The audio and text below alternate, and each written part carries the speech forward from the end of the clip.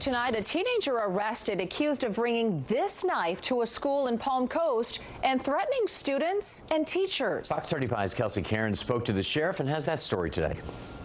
A scary situation for students heading to class at Indian Trails Middle School.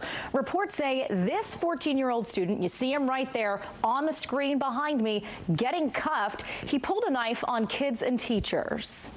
A student, middle school student, pulled a kitchen knife, rather large, like a steak knife. Flagler County Sheriff Rick Staley says a student pulled this kitchen knife on his classmates after two girls got into a fight a little before 8 o'clock Friday morning. The school resource deputy immediately, who was already on the campus, responded along with additional deputies. According to this deputy narrative, the student said he pulled the knife as a warning to one of the girls involved in the fight not to mess with his friend. Held it up like he was going to stab faculty and other people. Perhaps more unsettling, this report also says the knife-wielding student was walking around with the weapon in his backpack for 2 days.